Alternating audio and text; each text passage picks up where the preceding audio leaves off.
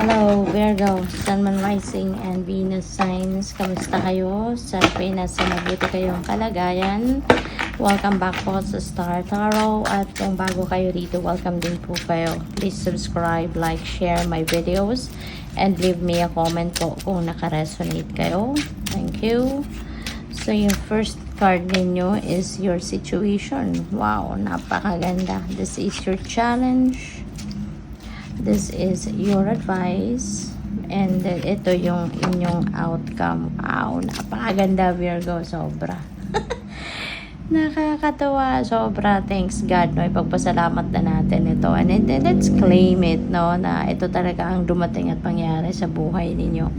So, we have the sun. No? The sun is the most uplifting, the most enthusiastic, the most optimistic, napakaswerte, napakasaya, no? Na energy ng sun, Virgo. So, the sun is going to shed its light, no? Sa buhay ninyo. Po pwedeng sa lahat ng areas of life ninyo to magliliwanag ang buhay ninyo, magiging masaya, magiging maayos, magiging maganda.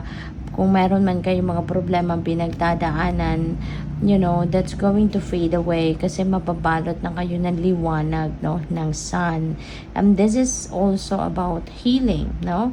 Yung sun has an energy of healing as well. Kaya, kung meron man kayong mga physical ailments na pinagdadaanan, you know, maybe ngayon mararamdaman ninyo na bubuti na kayo kahit papano magi-start na kayong makaramdam ng improvement, magi-start na kayo na makaramdam ng pagbalik ng inyong physical strength, no, at ang inyong vitality, yung ganon.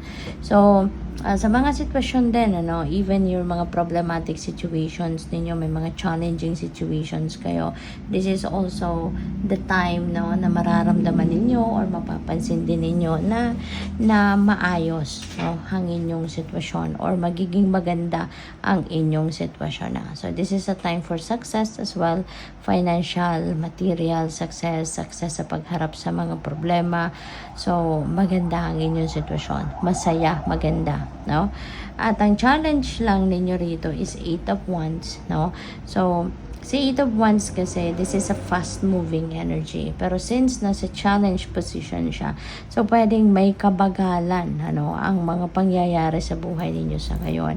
Maaring meron kayong mga magagandang plano, meron kayong mga magagandang bagay na iniisip, may mga ideas, may mga gagawin kayo. Pero,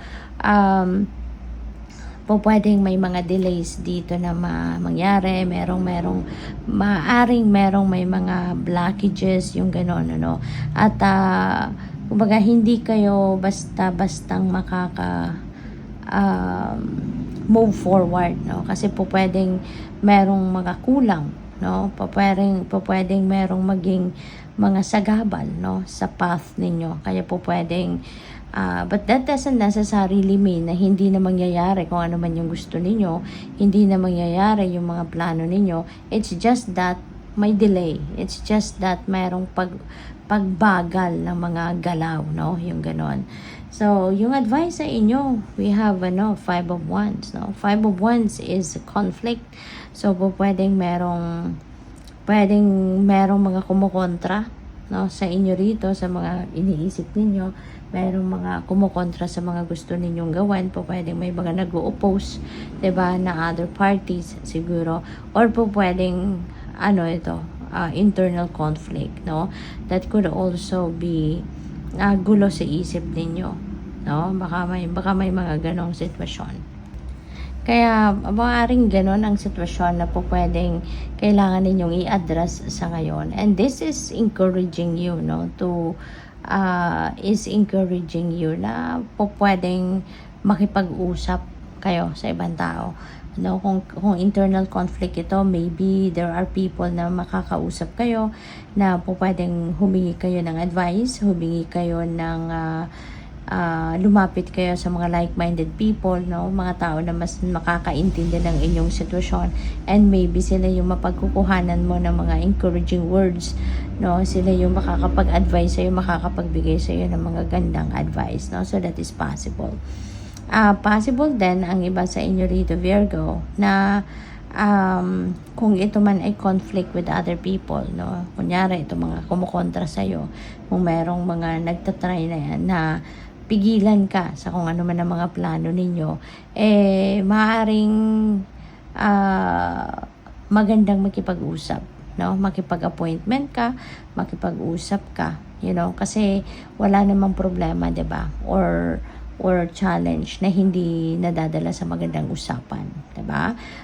Magkakaintindihan at magkakaintindihan kayo. All you need to do is to talk, no? To speak to each other, no? So pwedeng maayos pa ito. Okay? So, yung outcome ninyo is really very good, no? So, siguro magiging maganda ang sitwasyon ninyo rito, magiging maayos, ang transactions ninyo rito, kaya yung outcome ninyo is happiness and joy. Diba? This is a time for happiness and joy. Magiging masaya ka, magiging maganda ang outcome ng inyong mga pakikipag-usap, magiging maganda ang resulta ng inyong mga pakikipag-usap sa kung kanino man rito, no? So this is really good, no, Virgo, kasi magkakaroon ka dito ng kaliwanagan, maaaring mabubunutan ka na rin ng parang tinik sa dibdib kasi nga mawawala din yung mga delays na yan, kasi pwedeng yung mga delays na to and blockages na to could be related to these people na pwedeng kumukontra sa'yo, diba? Baka sila yung nagiging dahilan kung bakit hindi ka makausad talaga, hindi ka makapag-move forward, hindi mo magawa ang gusto mong gawin kasi nga baka iniisip mo yung sasabihin nila. So that is also possible, but sa pakikipag-usap mo, transactions, negotiations, so pwedeng magkaayos kayo, pwedeng mag-compromise kayo, or pwedeng ma-convince mo sila sa kung ano ang goal mo, and probably, sasamahan ka na lang nila at susuportahan, kaya magiging masaya ka na. No? So, pwedeng ganun. So, this is also a time for success. No? This is a time for success. So, you have success times 2. Si Sun is also about success. Si Nine of Cups, ganun din. So, there is financial success, material success dito. And also, this is also wish coming true. Diba? Mayroon kayong mga wishes dito that is coming to fruition as well sa ngayon. Kaya, this is such a beautiful time. No? This is a beautiful period sa buhay ninyo. Magiging masayang-masaya talaga kayo. So, kuha tayo ng clarifiers dito. And with the Sun, we have Four of Swords. Ayan. So, kailangan mong magpahinga. Okay? Maaaring lagi kang pagod, lagi kang, kasi workaholic si Virgo, no? Natural ito para sa'yo, no? Na sobrang sipag mo, sobrang tiyaga mo magtrabaho. You are working to perfection as well, kasi kaya that is also adding up to the stress, no? Mental and physical stress sa effort, sa extra effort na binubuhos mo sa iyong ginagawa. Kaya, kailangan mo din na magpahinga. Okay? You need to replenish the lost energy. You need to recharge. Okay? So, sa 8 of Wands, meron tayong Judgment. Okay? So, kailangan mo dito ng assessment. No? I-assess mo yung sarili mo. I-assess mo yung inyong sitwasyon. And feeling ko, masusolusyonan mo ito. No? Mapag-iisipan mong mabuti dito. You will come up with a good solution dito. Kaya magiging masaya ka. No? Pakanta-kanta, nagtutugtog, kasi your heart will be happy dito. Kasi somehow you will be awakened. Diba? You will be enlightened kung ano ang mga dapat na nagagawin. So, with the 5 of Wands, we have 2 of Cups. Ayan. So, sa 2 of Cups is partnership. So, mayroon ditong taong tutulong sa'yo. So, napakaganda. Kasi you are surrounded with supportive people. You are surrounded with encouraging people. Kaya napakaganda. Diba? There is support. No, for sure, kung ano sino man dyan ang mga makakausap mo, instead na talagang kontrahin ka, instead na pagbawalan kang gawin ang gusto mong gawin, maybe sa pakikipag-usap mo sa kanila, baka susuportahan kanila, tutulungan kanila, at hindi lang yan, baka tuloy makikipag-collaborate din sila sa'yo, diba? So, napakaganda na maging resulta. And we have 9 of Pentacles. Ayan, this is abundance, no? This is prosperity, abundance. So, talagang magiging mapera ka, magkakaroon ka ng swerte sa pera, magiging matagumpay ka financially and materially. It's time for comfort, no? Dito, financial comfort. So, finally, makukuha mo na yung bunga ng inyong pagsisikap, makukuha mo na yung fruit of your labor, no? At eto nga, kahit papano, you would be able to afford, 'di ba, the luxury na deserve naman ninyo, 'di ba? I-enjoy mo yung inyong kaperahan because this could be the start of the inflow, continuous inflow of money. Kaya magiging masagana ka na sa pera. You will be abundant, you will be prosperous, no? Pwede rin na yun din ang wish ninyo, na magkaroon kayo ng kaluwagan pagdating sa inyong kaperahan. Kaya po pwedeng ganun din ang ganap dito. So, what else? We have broken open. Wow. So, maganda to kasi you will, kung ano yung siguro sama ng loob ninyo in the past, no? Baka ngayon you will be able now to express it, 'di ba? Kung ano man yung siguro sama ng loob ninyo, maaring you're going to say that now, may express mo na, may paparating mo na sa mga tao na involved dito. You are going to release, no, negativity na out of your life. At siguro kung ano man yung mga tinatago ninyong sama ng loob towards other people, baka yun, i-open up mo na yan sa ngayon para ma-address, para mapag-usapan, no? Kaya you will be free, no, of burden, kaya which is good, diba? Para matanggal na yung tinek sa inyong dibdib. So tingnan natin kung ano pa ang ganap dito for Virgo. Maraming salamat pala for subscribing to my channel, and if you haven't subscribed yet, subscribe na po kayo. Thank you. All that glitters. Ayan. So, siguro, ito. This is a heads up para sa'yo, no? Na huwag kayong magtitiwala agad or huwag kayong maniniwala. Do not be convinced, no? Sa kung ano lang yung nakikita ninyo. Okay?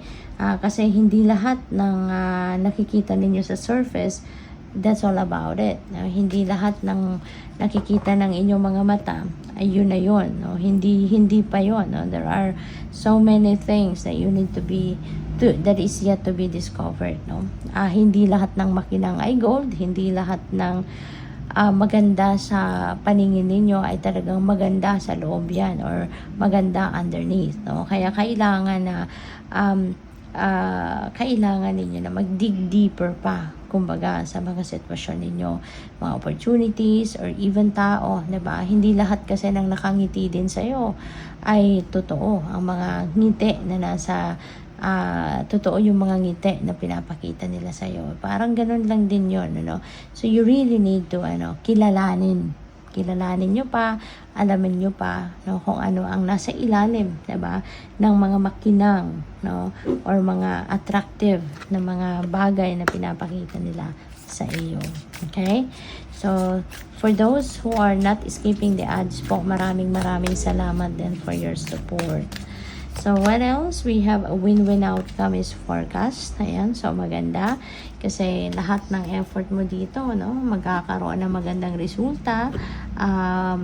Hindi lang ikaw dito ang manginginabang, hindi lang ikaw dito yung magbe-benefit sa mga ginagawa ninyo, but there are people, no, around you also that is going to talagang going to, ang tawag dito, benefit, no, from everything that you do. So, yun na napipick up ko dyan for some of you.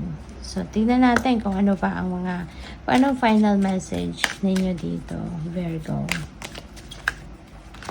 We have balance. I bring a state of perfect harmony into my world, and I do so without judgment. Ayan, so napakaganda kasi babalansehin mo na dito ang buhay mo, no? And siguro dahil masaya ka, maganda ang mga nangyayari, kaya you would be able to focus more on balancing your life. Magaan na ngayon yung inyong sitwasyon, magaan ang inyong pakiramdam, kaya siguro mas mabibigyan mo na ngayon ng mas maraming panahon at atensyon yung mga parte ng buhay ninyo na pwedeng na-neglect ninyo in the past. Ngayon, maraming blessing ang dadating, maraming kasaganaan ang dadating, kaya you would have all the resources, no, also that you may need to fix, no, the rest na areas of life ninyo, at you are going to work on balancing your everything, no? So good luck sa iyo. Thank you for watching. Love and light. Namaste.